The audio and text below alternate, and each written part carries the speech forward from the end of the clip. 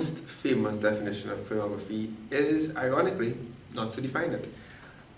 U.S. Supreme Court Justice Potter Stewart in 1964 simply said, "I shall not attempt to define it, but I know when I see it," which is the stance that most people take when it comes to pornography because of particularly the diversity of pornographic images and the diversity in terms of how it's presented as well. We choose not to define it, but we know when we see it. Well, it depends upon your value system, really. Usually, in youth work, we go on three bases. We talk about persons who want to abstain, persons who want to be faithful, or persons that want to condomize, that is, use condoms. And that all those decisions are based upon your sexuality, which is your beliefs about yourself, in terms of yourself as a sexual being. And that's really, really important. So if you're someone who is trying to abstain and you tell yourself, well, I don't have sex until I get married, which is actually a choice that I made personally, then a little bit of porn will hurt, because it's going to, porn is essentially is a sexual stimulant, right? It will make you want to have sex. And if you've made a decision not to do that, it will make it harder. So yes, a little bit can hurt. If you're trying to be faithful to one person, a little bit can hurt again, because it can cause you to desire other people, or people that look like the person on the screen. If you're just condomizing, as in just wearing condoms and having sex with whoever you please, well, you might think that it may not hurt at all, but the one danger of porn in that regard is that it increases your appetite to have sex. Yeah, and it makes it harder to establish a firm kind of regimen of self-control. Because it's addictive. You may tell yourself that you're not addicted, but it is addictive, and that's because porn causes the release of a chemical in your brain called dopamine. It is the same chemical that's released actually when you have sex. And it is the same, interestingly, it is the same chemical that is released when someone likes your post on social media, which is what makes social media so addictive. It is what many scientists refer to as the pleasure chemical. So when you look at porn, it releases a bit of dopamine, and you want more of it. And you can't help yourself but want more and more and more. And so, the reason why it's also addictive is because it releases dopamine when you look at a particular image, but the next time you look at that same image, it may not release dopamine at all, or it may release even less, because you've exhausted that threshold already. You've seen that before. It's old news.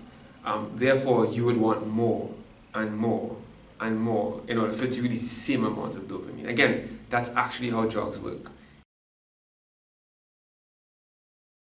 The answer to that would be no, and simply because of how I answered an earlier question related to defining porn. Porn is so wide. Some people think that some of the billboards on highways, that they're pornographic.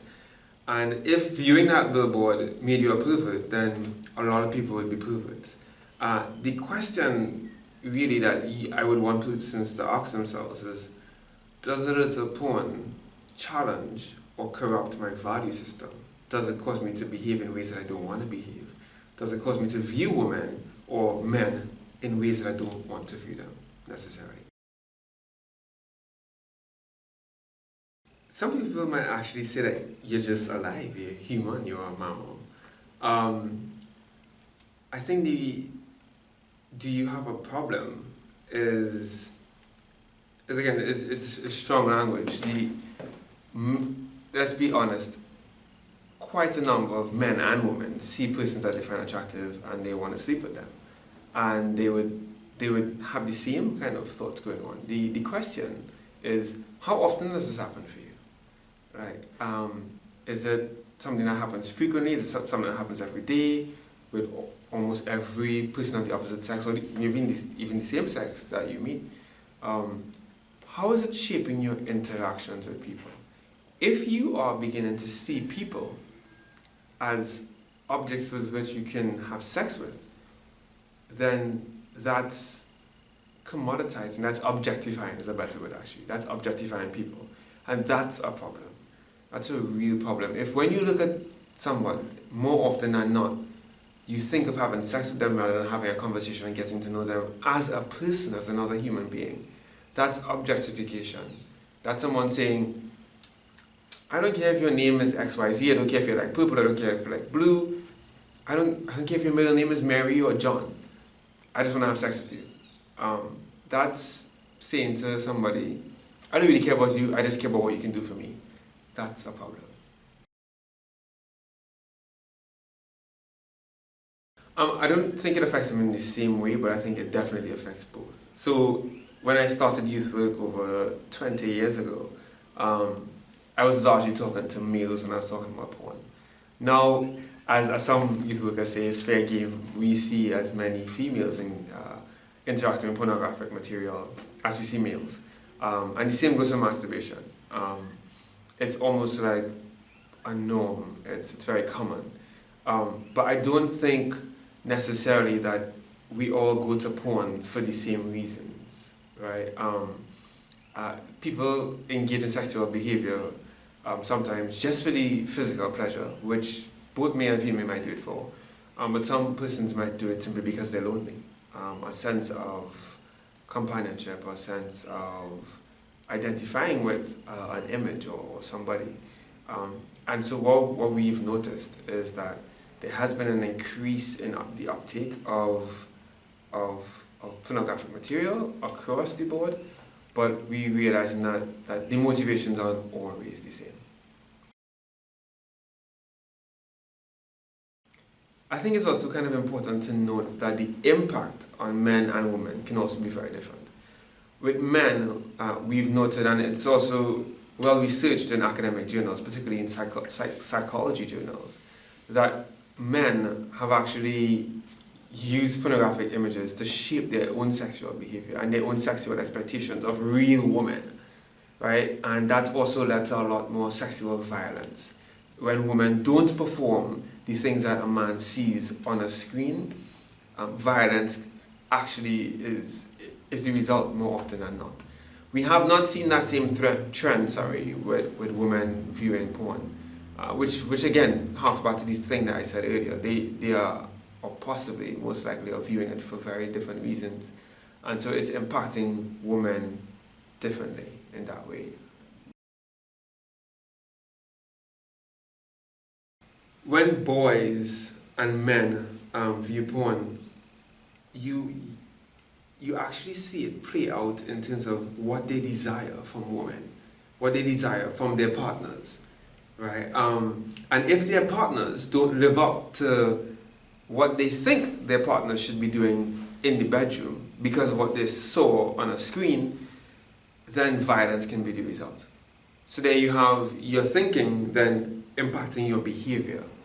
And that can be really problematic. Sometimes somebody will be really horny, and then the person, their partner, says, no, I'm not in the mood for sex. But based on what they saw on a screen, they don't really care.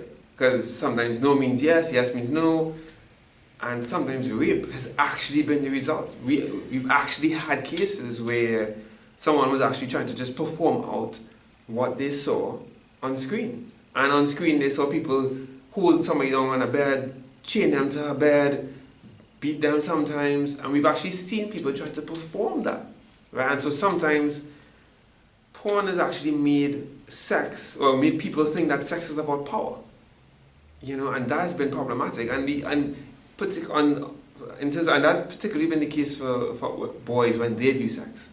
But even on the flip side, I don't even know if I should say flip side, but for girls, what I have seen is from my colleagues in different countries, talking to them about how porn has been affecting young girls, is they have at times been forced to live up to the standards set by porn. So in the bedroom, a woman looks a certain way, so they're trying to look that way, you know, and it's led to anorexia, it's led to all sorts of eating disorders. You don't want to eat this, you don't want to eat that, because they're trying to live up to a certain standard that someone saw on a screen. And they said that was beauty. you know? So your own hair is not good enough because that's not what beauty looks like, because that's not what's on the screen. But even more than that, we've seen the rate of labial plastic surgery increase for girls between the ages of 15 and 18. So that when the guy sees it, it will look more like what he is accustomed to, that he saw via porn. That is problematic, because then women are living up to artificial standards created by the pornography industry. Virtual sex can refer to sexting, which is using SMSs or instant messenger programs like WhatsApp to send sexual messages, sexual innuendos, nudes, boob shots, as guys call it, naked pictures of yourself to and fro. It also refers to sexual phone calls, so like somebody giving instructions to somebody else on what to do over the phone. Then that actually refers to both video and audio only sex, right? So, and then there is virtual sex where it's over an internet-based platform, and it could be with avatars, which is like a cartoonized version of yourself online. There's also been virtual sex using virtual reality now, where persons are making their own models of women and men that they want to have sex with. The technology industry is actually latched onto this because it's a way of making a lot of money. And so they've also invented something called teledildonics, which is where they're making machinery so that persons can strap themselves up to accompany what's actually happening online. So that's when we say virtual sex, that's what we mean. And is it harmful? Again, it depends on your value system. So if you are someone who is trying to abstain until marriage, until a committed relationship, virtual sex might make that a bit more difficult. Even if you are not someone who's waiting until marriage, you still need to think about the security of the images, where those images are being stored, where the messages are being stored. Is it really safe? What's going to happen if the platform gets hacked? A platform was hacked about 3 years ago, and it resulted in 3 suicides because secrets came out and persons can handle it. So is that stuff really safe? And we've also had a number of cases in the Caribbean, and particularly in Trinidad and Tobago, where persons would send nudes of themselves to their boyfriend or their girlfriend, and they'd be like, it's only for that person, and then they break up. And that leads to something called revenge porn, where that person then publishes all of your naked pictures to the whole school just to spite you. Do you really want to take that risk? That's the first question that you need to ask. So even before asking questions about your own value systems, about whether you like this person or whether you don't like the person, do you really want to take that risk? Because let me just say this: posting on social media or posting to any platform, even WhatsApp, posting is publishing. And when somebody leaks your photos out there and posts it on any social media platform, it is out there, usually forever, right? And more and more employers are looking at these databases when hiring people. So can it be dangerous? Yes, right? But it can also be dangerous in terms of how it shapes our own desires as people and how we view other people.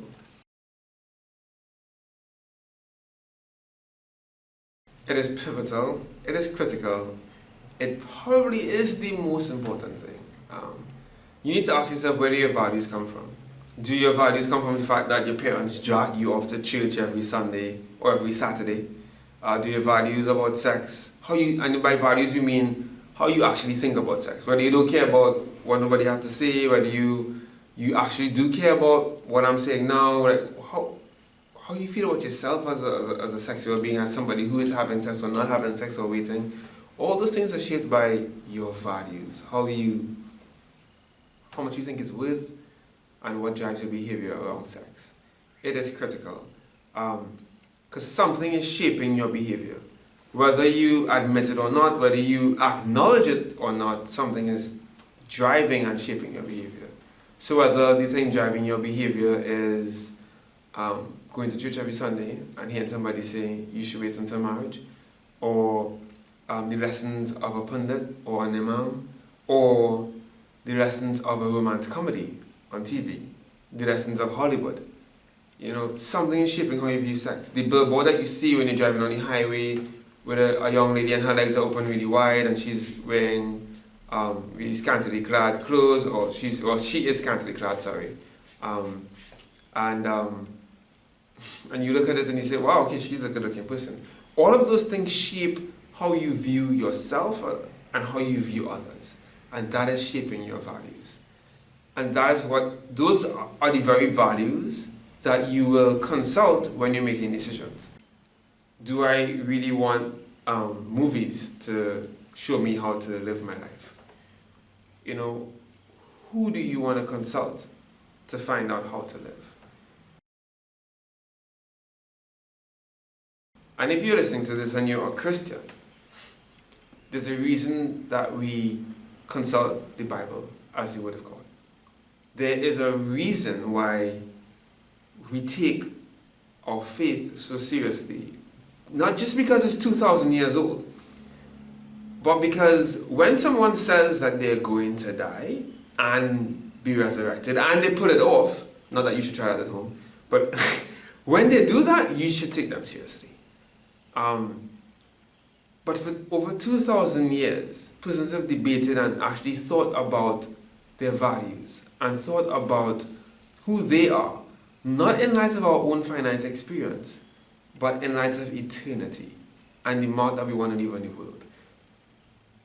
And we see that through the lens of Jesus Christ and what He did on the cross for us. For God so loved the world that He gave His life. For God so loved us that He sacrificed. He put down what He wanted so that we could have more. That we can have not just life now, but life eternally. And the question that I would ask you is,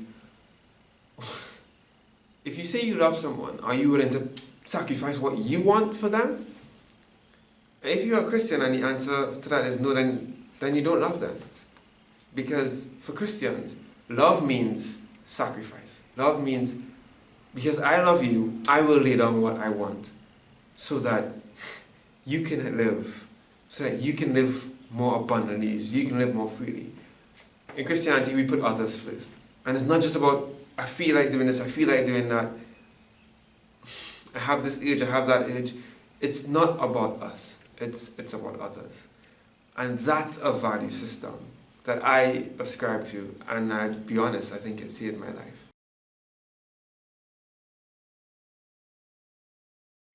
I have good news and I have bad news. The good news is that you are in control of your mind and your destiny as a person. You have free will, so you have choices to make. The bad news, from experience I can tell you, is that you don't. And that is the trick that no one tells you about when you first start watching porn. The porn that you view when you're 16, you would remember when you're 36. I can tell you from experience. Like, the porn that you view as a teenager never really leaves you.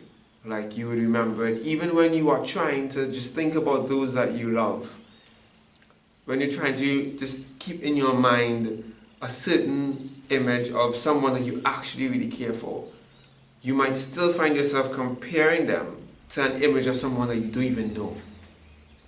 That is one of the real dangers of porn. So the images don't really ever leave. They kind of stick in your brain. But the good news is that you can replace those images with new ones, which is what I have done, and which is what thousands upon thousands of other men and women have had to do, actually. They've had to feed their brain different images, feed their brain different things. And so, I mean, it's kind of like the old proverb, you know, of the person having a vision of two wolves fighting, and the person waking up midway through the vision, and they told someone about it, and the person asked, so which wolf won? And the person simply said, the one that I fed more. So the question that you have to ask yourself about getting those images out of your head is, what are you feeding your mind? What are you feeding your soul? You know, what are you feeding yourself? Like, what do you actually read and consume digitally and analog? And that's what's going to help really restore balance to how you view not just other people, but yourself as well. Certainly, definitely. Over time, you may not lose it completely, but it certainly becomes much harder to even remember exactly what it was that you were doing with time. So, simply because the way that the brain works is like it's almost like this massive library, and as you keep pouring new material into it, the things that was at the forefront at one point in time gets pushed all the way to the back. So the more information you learn, the more books that you read, the more things that you put into your brain, it begins to replace old thoughts. It begins to replace them and it begins to push them further back to the recesses of your memory. And then if you want to remember those things, you have to actively try to put it back. So while they may never leave you, the beauty of learning to replace old thoughts with new ones and give your mind over to things that are really helpful for you. The beauty of that process is that it actually replaces the old thoughts and the old pornographic images, and eventually it will become hard for you to actually recall them, even though they're still somewhere back in the recesses of your brain somewhere.